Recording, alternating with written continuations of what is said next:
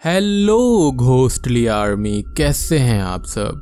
तो आज मैं एक्सप्लेन करूंगा एक ऐसी फिल्म को जिसके अंदर हॉरर है, टेंशन है और एक खतरनाक रिचुअल है। इस फिल्म का नाम है द टेकिंग ऑफ डेबोरा लोगन, जो कि 2014 में आई एक American found footage horror film है जिसको डायरेक्ट किया है एडम रॉबिटेल ने।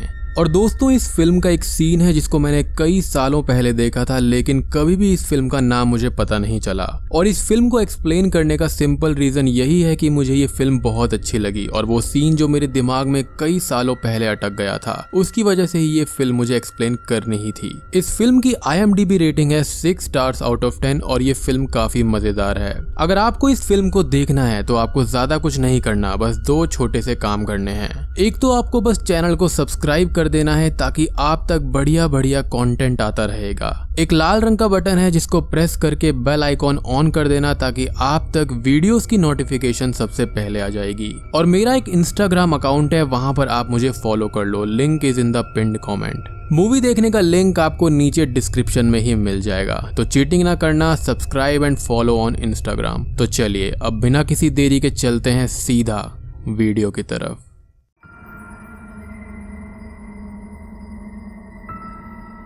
तो मूवी की शुरुआत होती है 3 लोगों को दिखाते हुए जिनका नाम है मिया, गैविन और लुइस, जो कि डेबोरा लोगन नामक बूढ़ी महिला के ऊपर एक डॉक्यूमेंट्री बनाना चाहते हैं क्योंकि उसको अल्जाइमर नामक बीमारी थी जिसके ऊपर वो काम कर रहे थे। अल्जाइमर डिजीज को आसान भाषा में समझें तो ये एक दिमागी बीमारी है जिसके अंदर इंसान चीजों को याद नहीं रख पाता और वर्स्ट केसेस में उसकी पूरी बॉडी में इम्पैक्ट आता है, जिसके चलते बिहेवियर इश्यूज होते रहते हैं। और डेबोरा को ऐसी बीमारी कुछ टाइम से हो गई थी। अब हम डेबोरा की बेटी सैरा को तो इस चीज के लिए मानता हुआ देखते हैं क्योंकि ये तीनों उनको पैसे ऑफर कर रहे थे और सैरा को पैसे की काफी ज्यादा जरूरत थी। जब ये सब डेबोरा से मिलने जाते हैं तो वो और उसका दोस्त हैरिस गार्डन में कुछ गार्डनिंग का काम कर रहे होते हैं, लेकिन वो थोड़ा सा घबरा जाते हैं। और फिर उसके बाद डेबोरा अपनी बेटी सैरा को इस चीज के लिए मना करने लगती है कि वो ये सब नहीं कर सकती, जिसके चलते सैरा रोने लगती है और फिर डेबोरा इस चीज के लिए मान जाती है। अब अगले 60 दिनों तक ये सब मिलकर डेबोरा को रिकॉर्ड करते हैं, जिसके चलते बहुत ही ज्यादा चीजें खराब होने वाली थी। अब दोस्तों, बात करें डेबोरा और सैरा के बारे में तो डेबोरा के पति का देहांत तब हो गया था जब सैरा मात्र 2 साल की ही थी, जिसके चलते उसने अपने घर को ही गिरवी रखकर 1976 में एक्सोमा टाउन में एक बहुत ही successful switchboard message service शुरू की थी ताकि वो सैरा को अच्छे से पाल पोस कर बड़ा कर पाए। बट किसी कारण की वजह से ये सर्विस बंद करनी पड़ी थी और इसलिए ही इनको पैसों की जरूरत थी। तो इस डॉक्यूमेंट्री को बनाने के लिए इसलिए ही सैरा और डेबोरा मान गए थे। अब पूरे घर के अंदर लुइस कैमरा और साउंड सिस्टम्स को इंस्टॉल कर देता है, जिस बीच डेबोरा स्ट्रेंज चीजें करती है, लाइक कैमरा को अजीब तरह से घूरना, बात करते करते चीजों को भूल जाना इत्यादि। अब घर के अंदर एक रात डेबोरा अपने स्पेयर को लेकर ऑब्सेस्ड हो जाती है कि उसका स्पेयर कहाँ है, जिसके चलते वो गैविन पर बहुत तेज तेज चिल्लाती है और उसको मारने की धमकी भी देती है। और तभी स्पेयर के मिलते ही वो अचानक से ही अपने नेक की स्किन को खरोंच देती है, जिसके चलते उसको एडमिट करना पड़ता है। डेबोरा का इलाज कर रही थी डॉक्टर नजीर, जिसने सैरा को ये बताया था कि सब कुछ ठीक हो जाएगा और डेबोरा को कुछ मेडिसिन्स पर रखा गया था ताकि अल्जाइमर को डिले किया जा सके। But things doesn't go right, क्योंकि ये जो अल्जाइमर था वो डेबोरा के पूरे दिमाग में फैलने लग गया था। अब हम डेबोरा को हमेशा किसी न किसी से बात करता हुआ देखते हैं, लाइक वो ऐसी किसी चीज को देख सकती थी जिसको नॉर्मल ह्यूमंस नहीं देख पाते। घर के अंदर डेबोरा बीच रात में ही उठ जाती है और खिड़की से बाहर देखने लगती है और उस खिड़की को कील से बंद करने की कोशिश करती है एंड देन सडनली वो घर से बाहर भाग जाती है और गार्डन में जाकर अपने हाथों से ही जमीन को खोदने लगती है, जिस दौरान वो सब पर हमला करती है, लेकिन उस वक्त के लिए उसको संभाल लिया जाता है। अब जैसा कि मैंने आपको बताया कि घर के अंदर कैमरा इंस्टॉल कर दिए गए थे, तो सब लोग इस फुटेज को चेक करते हैं, जिस दौरान डेबोरा किचन के स्लैब पर जाकर खड़ी हो जाती है, लेकिन नॉर्मल ह्यूमंस की तरह वो स्लैब पर चढ़ती नहीं है, बल्कि इन अ ब्लिंक ऑफ आई वो उस पर अचानक से ही आ गई थी। और सबसे स्ट्रेंज बात ये थी कि वीडियो के टाइम लूप में कोई भी ब्रेक नहीं था, जिससे गैविन को यकीन होने लगता है कि ये अल्जाइमर नहीं है बल्कि घर में कुछ न कुछ पैरानॉर्मल एक्टिविटी हो रही थी। अब जब डेबोरा को ये वीडियो दिखाई जाती है तो वो बहुत ही ज्यादा गुस्सा करने लगती है और सब पर हमला करती है, जिसके चलते उसको अगले कुछ हफ्तों तक हॉस्पिटल में ही रखा जाता है, जहाँ पर उस पर कई सारे टेस्ट किए जाते हैं। लेकिन स्ट्रेंज बात ये थी कि बीमारी सुलझने की जगह और भी ज्यादा उलझ गई थी, यानी कि आंसर्स की जगह और भी बहुत ज्यादा क्वेश्चंस खड़े हो गए थे कि डेबोरा की बैक की स्किन अजीब सी हो गई थी, जैसे उसमें कुछ इन्फेक्शन सा हो गया हो। लेकिन डॉक्टर नजीर का ये कहना था कि उसने आज तक अल्जाइमर में ऐसा केस नहीं देखा है। बेसिकली डॉक्टर नजीर के पास में इन चीजों का कोई भी जवाब नहीं था। अब घर के अंदर हम बार बार स्नेक्स को भी आता हुआ देखते हैं। खैर गेविन अब एक एक्सपेरिमेंट ट्राई करता है कि वो विंडो को बंद करके उसके ऊपर एक होली क्रॉस लटका देता है, जिस दौरान उसको डेबोरा की पेंटिंग्स मिलती हैं, जिसके अंदर एक ब्लैक शैडो कॉन्स्टेंटली गार्डन से घर तक अंदर आ रही थी। अब जब गेविन ये सब कर रहा था तो उसी दौरान वहाँ पर अचानक से डेबोरा आ जाती है और गुस्से में डेविन को देखने लगती है। अचानक से ही विंडो खुद पे खुद खुल जाती है, जिसको गेविन अपने कैमरे में रिकॉर्ड कर लेता है, जिसको वो मिया को दिखाता है। लेकिन मिया वाज लाइक कि हवा से हुआ होगा या फिर खिड़की पहले से ही खुली हुई होगी, जिसके चलते वो अपने और लुइस के लिए डबल पेमेंट मांगता है, जिस पर मिया को हाँ कहना पड़ता है क्योंकि बिना टीम के वो सब कुछ अकेले नहीं कर सकती थी। खैर अब घर के अंदर एक रात कुछ अजीब सी आवाजें आती हैं, जैसे कोई घर के अंदर खरोंच रहा हो, और उनको डेबोरा भी कहीं पर नजर नहीं आती। उनको इस खरोंचने की आवाज के बारे में तो कुछ पता नहीं चलता, लेकिन डेबोरा अपने स्विच बोर्ड पर नजर आती है, जो कि वहां पर न्यूड बैठी हुई थी, बार बार 337 लाइन कनेक्ट कर रही थी और एक अजीब सी भाषा में बात कर रही थी, जिसको ये सब रिकॉर्ड कर लेते हैं। अब अचानक से ही स्विच बोर्ड के अंदर एक शॉर्ट सर्किट होता है और डॉक्टर नजीर को घर में बुलाया जाता है और वो डेबोरा को संभाल लेती है। डॉक्टर नजीर एक सेडेटिव मिया को देती है कि अगर कभी भी सिचुएशन आउट ऑफ कंट्रोल हो जाए तो वो उसको ये इंजेक्ट कर दे। खैर अब लुइस और गेविन डेबोरा की आवाज को एम्पलीफाई और एडिट करके सुनते हैं, जिसके चलते उनको ये पता चलता है कि ये फ्रेंच भाषा है और इस भाषा में वो कुछ सैक्रिफाइसेस और स्नेक्स के बारे में बात कर रही थी। अब ये सब 337 लाइन के बारे में पता लगाते हैं तो उनको ये पता चलता है कि ये लाइन डेबोरा के एक क्लाइंट का था, जिसका नाम होता है ऑनरे डेयार्डीन, जो कि एक लोकल फिजिशियन थे। ये सब उनके बारे में सर्च करते हैं तो उनको पता चलता है कि ऑनरे को एक बीमारी थी, जिसके चलते उसने डीमंस की मदद लेने की कोशिश की और मोनेकन रिचुअल किया। तो ये मोनेकन रिचुअल अमर होने का रिचुअल था, जिसके अंदर 5 यंग लड़कियों का बलिदान दिया जाता था और ये 5 लड़कियां वो होती थी जिनको मेंस्ट्रुअल साइकिल पहली बार शुरू हुई थी, और ये जो खून था वही डीमन को ऑफर किया जाता था इटर्नल लाइफ के लिए। अब ऑनरे ने 4 लड़कियों को तो सैक्रिफाइस कर दिया था, लेकिन 5वीं लड़की का वो शिकार नहीं कर पाया था और उससे पहले ही वो गायब हो गया। अब कई लोग ये कहते हैं कि वो जिंदा था, लेकिन कई लोगों का ये मानना था कि वो मर गया है। सैरा अब खाते वक्त डेबोरा से ऑनरे के बारे में पूछती है तो वो कुछ याद आने के बारे में बताती है, लेकिन तभी अचानक से वो वॉशरूम में जाती है और उसके मुंह से मिट्टी और कई सारे वर्म्स निकलते हैं, जिसके चलते उसको हॉस्पिटल में एडमिट करना पड़ता है। अब डॉक्टर्स इस चीज को ये कहते हैं कि वो गार्डन में काम करती है तो उसको अल्जाइमर है, जिसके चलते उसने ये सब खा लिया होगा। I mean come on, doctors इतनी बेवकूफी वाली बात कैसे कर सकते हैं। मीनवाइल घर के अंदर हैरिस गेविन की कार पर आकर शूट करने लगता है, जिसके चलते उसको पुलिस के हवाले करना पड़ता है। इन सब चीजों से अब गेविन इतना ज्यादा डर गया था कि वो इस काम को क्विट कर देता है और सीधा वापस चला जाता है।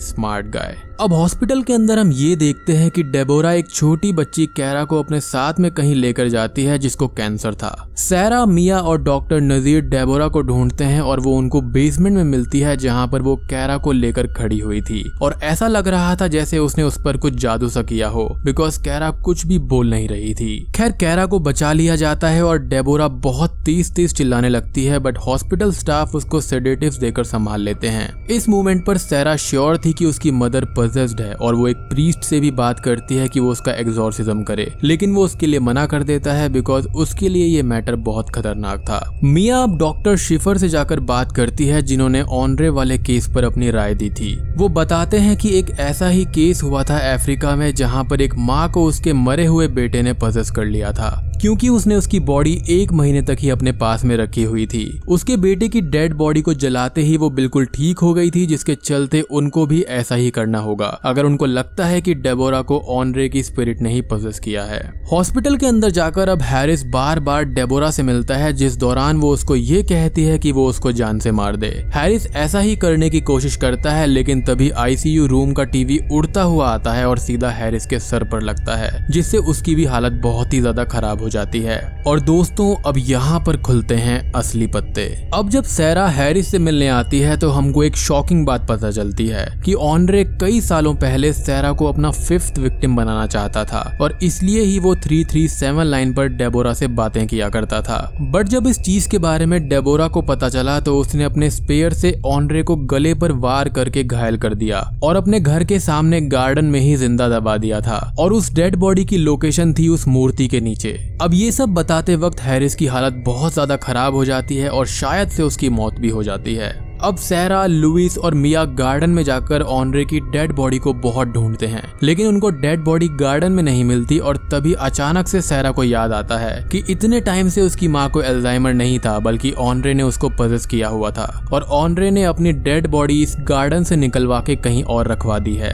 अब आपको याद होगा कि डेबोरा बार बार गार्डन में जाकर खुदाई करने लगी थी, तो ऑन्ड्रे ने ही ऐसा करवाया था और अपनी डेड बॉडी को एटिक में रखवा दिया। अब आपको एक बात और याद दिला दूं कि स्विच बोर्ड पर जब डेबोरा 337 लाइन को बार बार कनेक्ट कर रही थी तो उससे पहले किसी को कुछ खरोंचने की आवाजें आ रही थी, तो वो पजेस्ड हुई डेबोरा ने ही ऑन्ड्रे की डेड बॉडी वहां पर छुपा दी थी। खैर अब ये सब ऑन्ड्रे की डेड बॉडी को जलाने की भी कोशिश करते हैं, लेकिन तभी उससे बहुत सारे स्नेक्स निकलते हैं और ऑन्ड्रे की इविल स्पिरिट अपनी बॉडी में आकर खुद को जलने से रोक लेती है। मिया विंडो से ऑन्ड्रे की डेड बॉडी को चलता हुआ भी देखती है, जिससे वो वहां से भागने लगते हैं और ये डेड बॉडी जलाने में असफल हो जाते हैं। अब सैरा को अपनी माँ को बचाना था, तो वो ऑन्ड्रे की डेड बॉडी को फिर से अंदर लेने जाती है और अपने साथ कार में डालकर हॉस्पिटल की तरफ ले आती है। मीनवाइल हॉस्पिटल में इनको ये पता चलता है कि डेबोरा कैरा को किडनैप करने में कामयाब हो गई है और सिक्योरिटी गार्ड को वो काट कर मार देती है, क्योंकि ऑन्ड्रे ने स्नेक रिचुअल करने की कोशिश की थी, जिसके चलते उसके अंदर जहर दौड़ रहा था। खैर डेबोरा कैरा को उन्हीं गुफाओं की तरफ ले जाती है जहाँ पर ऑन्ड्रे ने अपने पुराने 4 विक्टिम्स को मारा था। डेबोरा और कैरा को शेरिफ ट्वीड, मिया, सैरा, लुइस और बाकी पुलिस वाले माइंस के बाहर घेर लेते हैं, लेकिन यहाँ पर एक स्ट्रेंज चीज ये होती है कि कैरा बस एक ही बात बोलती रहती है कि ऑन्ड्रे को नुकसान मत पहुंचाओ, वो बहुत ही अच्छा इंसान है, वो मुझे नदी में ले जाकर पवित्र कर देगा।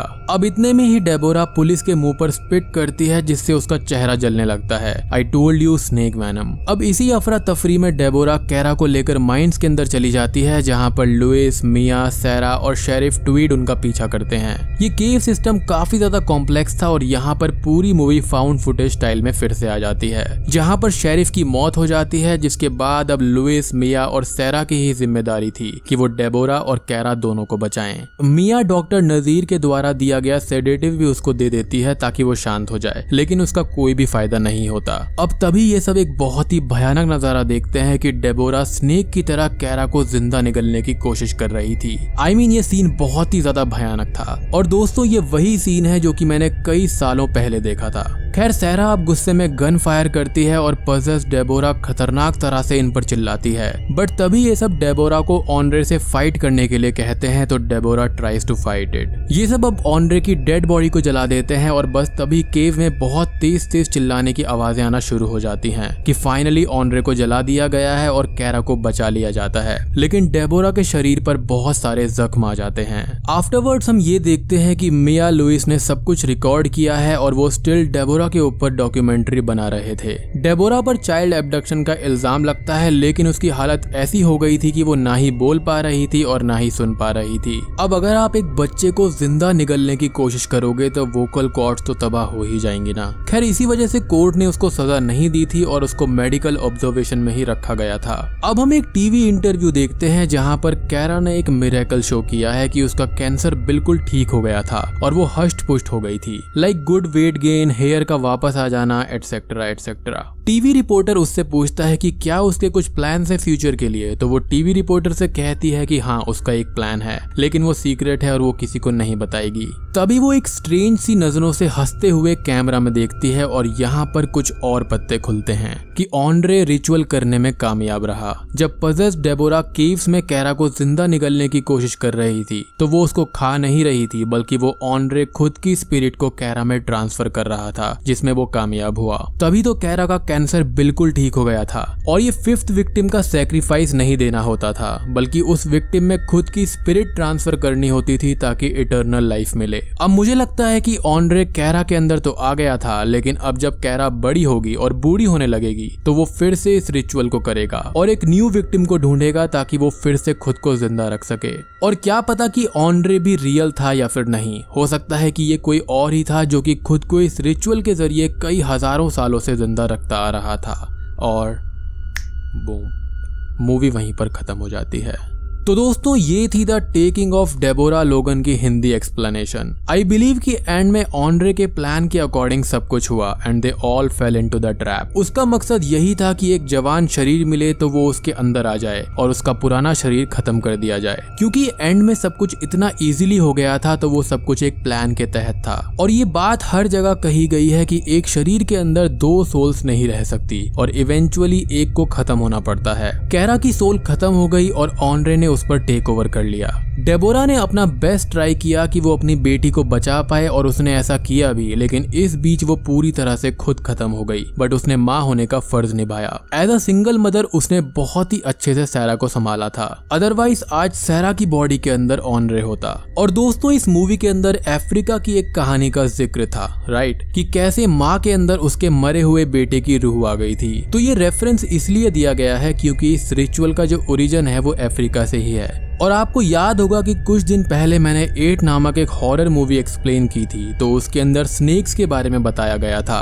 कि स्नेक्स इटर्नल लाइफ और गेट ऑफ लाइफ डेथ को देखते हैं। अगर आपने उस मूवी का एक्सप्लेनेशन नहीं देखा है तो आप उसको जरूर देखें। लिंक आपको ऊपर आई बटन और नीचे डिस्क्रिप्शन में मिल जाएगा। बहुत ही बेहतरीन मूवी है। तो इस फिल्म के अंदर उस रिचुअल को भी दर्शाया गया है। मोनेगन रिचुअल के अंदर टोटल 5 वर्जिन्स गर्ल्स चाहिए होती थी, जिसके अंदर 4 गर्ल्स को तो सेक्रीफाइस करना पड़ता है और 5th विक्टिम के अंदर खुद को ट्रांसफर करना होता है ताकि इटर्नल लाइफ मिले।